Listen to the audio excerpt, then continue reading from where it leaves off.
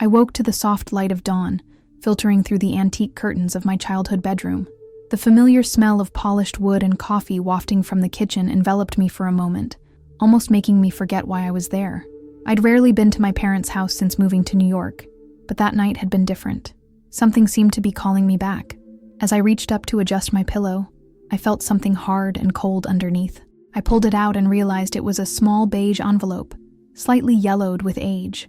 My fingers trembled as I realized there was no stamp, address, or any identification, just my name written in pen, in an ancient and strangely familiar handwriting. My heart began to beat faster. Why would someone put this here, of all places? I opened it carefully, the paper creaking as if it held secrets that refused to be released. Inside, I found a single photograph. It was a blurry black and white image showing my parents' backyard, but something, or rather, someone, stood out in the right corner. A figure stood still, motionless, staring directly at the camera. I couldn't make out the face, but the presence conveyed a deep discomfort, as if I were being watched even at that moment. My first instinct was to run and show the photo to my parents, but something held me back. A strange feeling, almost like a silent voice telling me this shouldn't be shared. Yet, I looked at the figure again and felt a chill run down my spine. It didn't look like just any person. It seemed waiting for me. Share this story to reach further, subscribe to the channel, share this video on WhatsApp, and leave a comment telling me where you're listening from. I'll be very happy to read each comment. I took a deep breath, trying to calm my thoughts. But deep down, I already knew. This morning was no ordinary one. Something was about to change, and that photo was just the first piece of a much larger puzzle.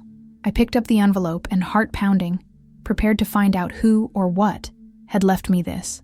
I descended the stairs slowly, feeling every wooden board creak beneath my feet. The kitchen was silent, except for the distant sound of footsteps in the backyard. My parents always woke up early, but when I looked out the window, I saw no one. Only the gentle swing of the old iron gate, as if it had just been opened and closed by invisible hands. The butterflies in my stomach grew. I pressed the photograph between my fingers, analyzing every detail. The yard was exactly as I remembered it as a child, except for one detail. The sundial in the corner of the image was no longer there in real life. It had been removed over 15 years ago. How could the photo show something that hadn't existed for so long? I decided to go back upstairs to check my old trunk, where I kept childhood memories. Upon opening the lid, the smell of dust and old paper hit me. I rummaged through folders and boxes until I found a forgotten album. And there, on the last page, was the same figure, in the same corner of the yard, but in a photo from when I was just 7 years old. My breathing grew heavy. Back then, I was certain someone was watching me through the windows and in the garden, but my parents said I was just imagining it. Now, the evidence was there, frozen in images spanning decades. I felt like I needed answers, but also that maybe the answers weren't something I really wanted to find. The wind blew against the window, knocking a picture frame off my nightstand. The photo that fell showed me and my parents, but in the background, the figure was still there, always in the same place. With trembling hands, I realized it was no coincidence. This presence had been connected to my life for far longer than I could bear to imagine, and now it was closer than ever. That night, I couldn't sleep. The silence of my parents' house, which had once brought me comfort, now felt suffocating. Every creak of the ancient walls sounded like footsteps approaching my room. I turned to my side and stared at the envelope on the nightstand, as if it itself were breathing, waiting for me to open it again. Around 3 a.m, I heard something. It wasn't the wind, nor the refrigerator. It was whispers, faint, coming from outside the window. It sounded like my name, repeated slowly, as if someone were calling me to come out. I got up, my heart pounding, and quickly pulled open the curtain. The yard was empty, but the feeling of being watched hit me like a punch. I decided to go downstairs to check. As I opened the back door, the cool air enveloped me, and the whispers stopped immediately. The moon illuminated the backyard, and every shadow seemed to move on its own. I walked to the spot where the figure appeared in the photos, but there was nothing but damp grass and silence. Still, the weight on my chest grew. As I turned to go back, I saw something. In the glass of the kitchen door, there was a reflection that wasn't mine, a tall, motionless silhouette standing behind me. I spun around, but there was no one there, only the slow swing of the gate, as if it had just been knocked. Terrified, I closed the door and locked myself inside. I spent the rest of the night sitting on the couch with the lights on, staring at the envelope. I knew it wasn't a coincidence. Something was stalking me, and somehow it wanted me to know. As the sun rose, I realized I could no longer ignore it. The envelope wasn't just a mysterious find, it was an invitation, and I had just accepted it. The next morning, while drinking coffee, my mother mentioned hearing footsteps during the night. She pretended to be unconcerned, but I could sense the tension in the way she stirred the sugar. I kept what I knew to myself, but something told me she knew more than she let on. I decided to go back to the envelope to see if there was anything I'd missed. Carefully, I turned it upside down and shook it gently. A folded piece of paper fell onto the table. It hadn't been visible the first time I opened it, perhaps stuck to the bottom. The texture was rough, as if it had been written long ago. I opened it slowly, revealing a short, disturbing message. "You know where to find me." My heart raced. I didn't know if it was a threat or a call, but the phrase echoed in my mind. Where to find me? Was it the backyard? Somewhere in the city? Or worse, a place I'd forgotten? The scent of the paper, slightly sweet, brought back vague memories of my childhood, like a perfume I'd smelled before. I looked at the photo again, trying to decipher any clues. I noticed something I hadn't noticed before. At the bottom, almost out of frame, was a small metallic object reflecting light. I couldn't identify what it was, but it seemed intentionally placed there. Perhaps it was the key to understanding everything. I decided I needed to confront my parents. If that figure had been appearing in photos since I was a child, they knew something. I strode up the stairs, ready to demand answers, but when I knocked on their bedroom door, I got no answer. I walked in, and the room was empty. The bed was made. They were no longer home. Alone, with the letter in my hand, and the heavy silence of the house enveloping me, I realized that perhaps I was entering a game of which I didn't know the rules. But my opponent, he already knew my every move. I went back down to the kitchen, trying to figure out where my parents could have gone so early without telling me. The back door was locked, but I noticed strange marks on the floor, partially erased footprints, as if someone had tried to hide them. The strangest thing was that they were too big to be theirs. I followed the tracks to the backyard entrance.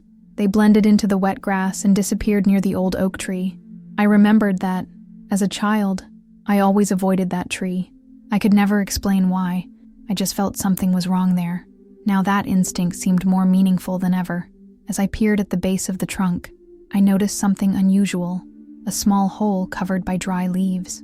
I knelt down and pulled back the covering.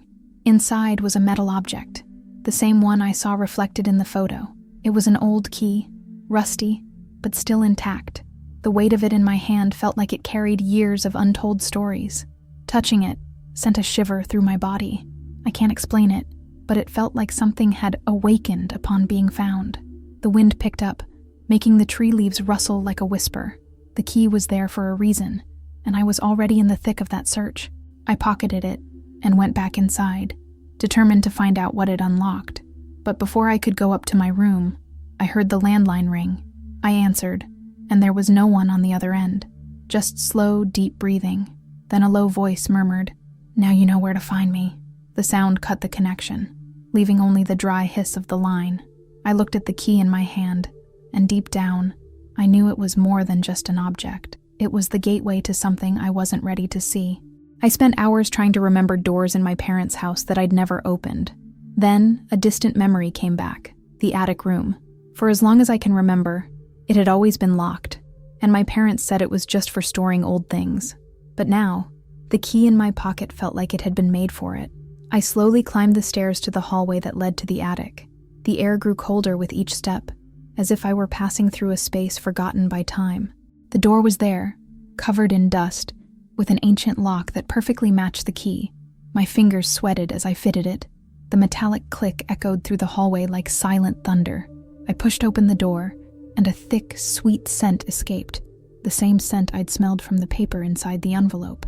The room was completely dark except for a small sliver of light coming from the ceiling. I took a deep breath and stepped inside. Inside, there wasn't just dust and boxes. There were photos, hundreds of them, strewn across the floor and taped to the walls. They all showed my parents' backyard at different times, always with the figure in the same spot, staring into the camera. In some, I also appeared, even at times when I didn't remember being there. In the center of the attic, on a wooden table, lay another envelope. This one didn't have my name on it, just the date, August 12th, exactly today. My heart raced, and my hands trembled before I opened it. Inside, there was no photograph, just a handwritten note. "You're late." I held the note tightly, as if the pressure of my fingers could coax answers from the paper. The attic was silent, but it was a silence that seemed to listen. I took a few steps back and, as I stared at the photos taped to the walls, noticed that something in them shifted as I moved. It wasn't my imagination. The figure's eyes seemed to follow me. I approached one of the oldest photos, taken before I was even born. The figure was farther away, but still facing the camera. In the bottom corner of the image, something was scrawled in pencil, almost erased. "Don't look back." My body froze the moment I read it. Even so, as if by involuntary reflex, I slowly turned my face. There in the attic doorway was a shadow cast by nothingness, tall, motionless, and staring directly at me. The air grew dense, as if each particle weighed twice as much, making it difficult to breathe. I took a step back and tripped over a box, knocking several photos to the floor. As I bent down to pick them up, I realized they all showed not the backyard, but my bedroom window. And in each one, the figure was closer to the window, until, in the last one, it was inside the bedroom. Fear gripped me, but one detail caught my attention. In the last photo, on the bed, there was an envelope identical to the one I'd found at the beginning. This couldn't be a coincidence. It was as if I were reliving a cycle I'd never realized existed. I needed to get out of there, and fast. I left the attic, nearly stumbling down the stairs, feeling an invisible weight behind me. I closed the door and turned the key, but the feeling of being watched didn't go away. I went into my room and sat on the edge of the bed, trying to gather my thoughts. Then I noticed something strange, a small crack in the baseboard, something I'd never seen before. I knelt and forced the wood. It gave way, revealing a hidden space. Inside was a small, brown-covered diary, worn with age. Opening it, I realized the pages were filled with dated notes, many dating back to before my birth. The handwriting varied, as if several people had written in it over the years.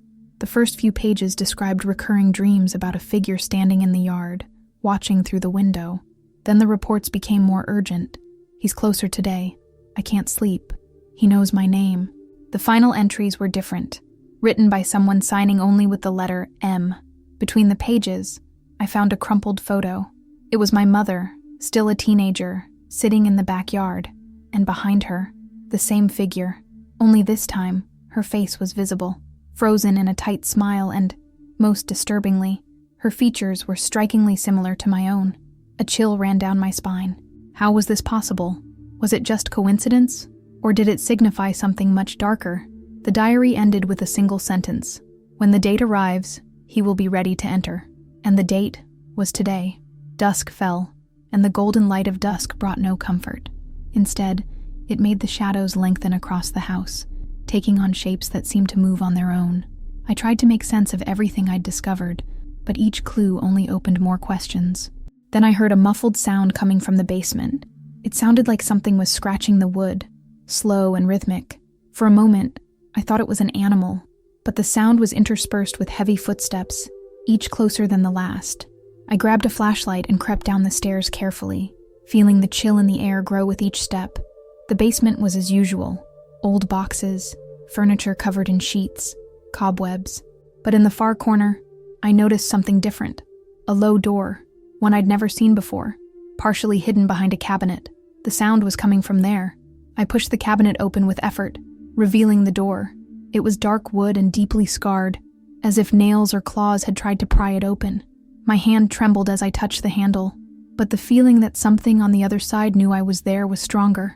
Before I could open it, the sound stopped. Absolute silence. Then suddenly, a single sharp thud came from inside. So loud I felt the impact on my feet. I nearly dropped the flashlight. I ran upstairs and locked the basement door. I was no longer trying to understand. I was trying to survive. Night fell, and the house was plunged into a darkness that seemed denser than usual. The electricity began to flicker, and the lights flickered erratically, as if responding to something invisible. I sat on the couch, holding the rusty key in one hand and the diary in the other. That's when I heard it. 3 slow knocks on the front door. They weren't impatient knocks, but measured ones, as if whoever was there knew I would answer.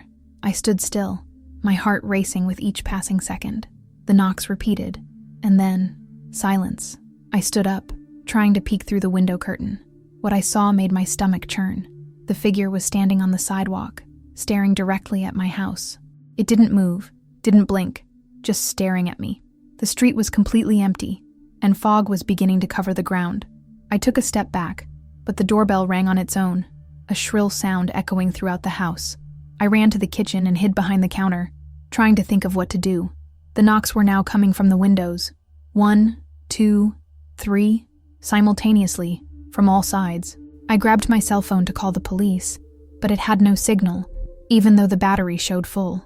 The only thing I could hear was a low voice, as if on speakerphone. "You shouldn't have opened the attic." The knocking stopped, but the silence that remained was much worse.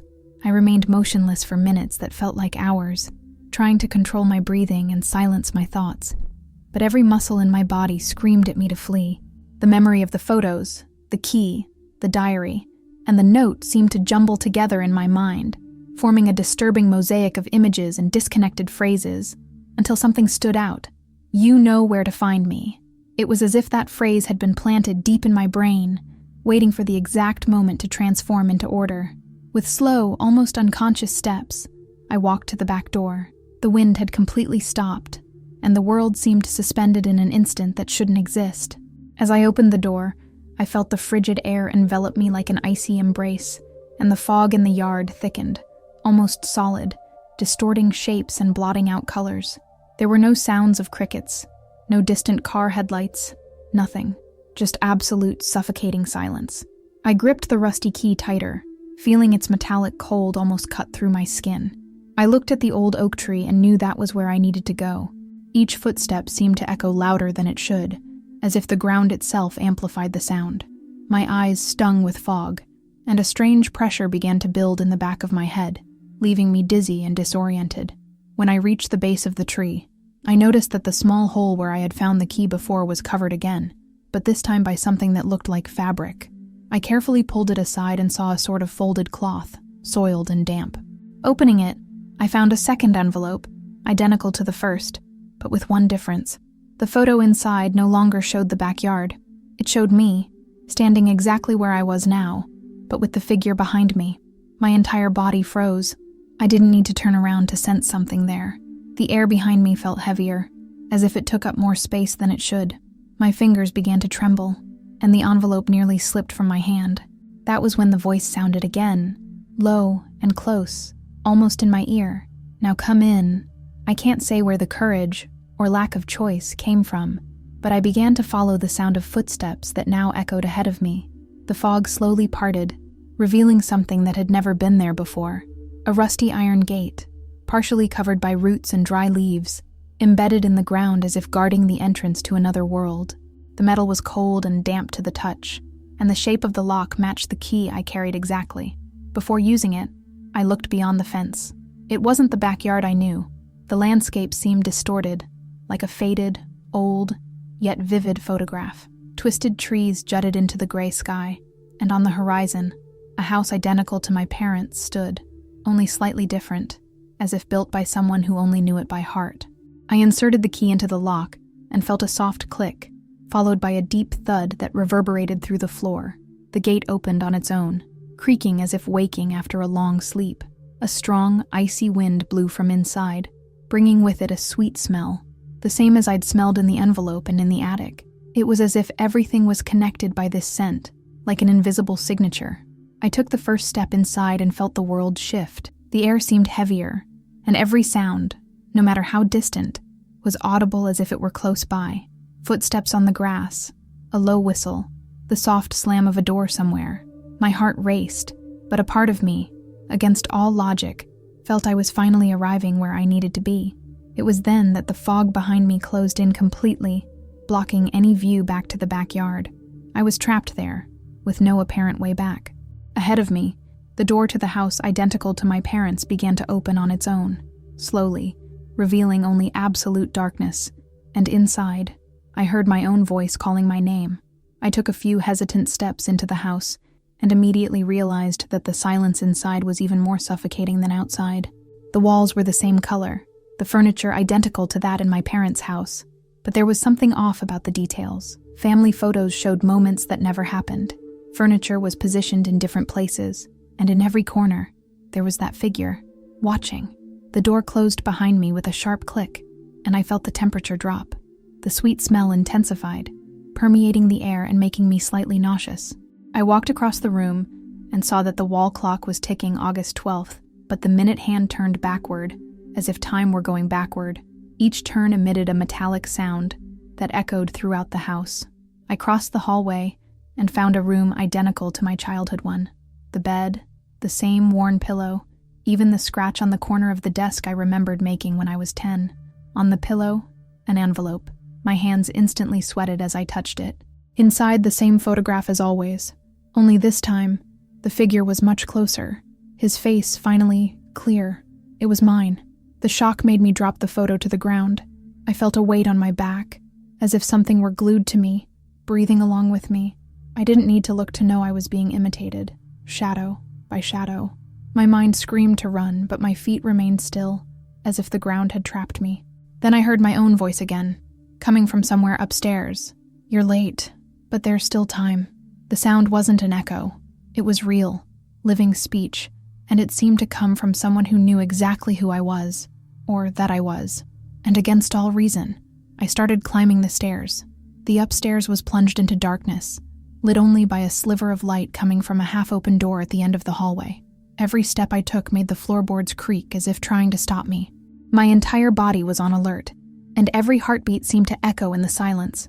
I slowly pushed open the door and found a room empty, except for a huge mirror against the opposite wall. As I approached, I realized the reflection didn't match my movements. My mirror self smiled first, a tense, cold smile, like the one I'd seen in old photos. "I've been waiting for you," my doppelganger said, his lips still still. The voice echoed directly in my head, without passing through the air. "Now you know who was always here." It wasn't about finding me. It was about letting me in. I felt an invisible force pull me forward, as if the glass were liquid. My reflection reached out, and when I touched the mirror, the cold pierced my skin like burning ice. An unbearable pressure gripped my head, and confusing images flooded my mind. My young parents, the figure in the backyard, the same scene repeated for decades, always with a new me emerging. I struggled to pull back, but it was too late. My reflection was already outside, breathing the same air as me, as I began to be pulled into the glass. He turned to me with a look of relief and said, "Now it's your turn." And before he could scream, the world went black. I woke to the familiar sound of the kettle whistling in the kitchen. For a moment, I thought it was all a strange dream, but when I woke up, I realized I wasn't in my bedroom in New York, but in my parents' bedroom. Everything looked the same, except for one detail, the mirror on the wall. As I approached, I realized the reflection wasn't following my movements. Inside, there I was, standing still, motionless, tapping lightly on the glass surface, as if trying to get out. A shiver ran down my spine, and it was in that instant that I understood. I hadn't gone back. I was trapped. Outside, my doppelganger looked at me with a calm smile, adjusted the pillow on the bed, and placed a small envelope beneath it. Then, without looking back, he left the room and went downstairs, leaving me alone in the opaque silence of the glass. Now, from the other side, I can see everything. I can see the backyard, I can see my parents, and I can see who will be the next to find the envelope. Share this story to reach more people, subscribe to the channel, send it to someone on WhatsApp, and tell me in the comments where you're watching from. Maybe I'm watching.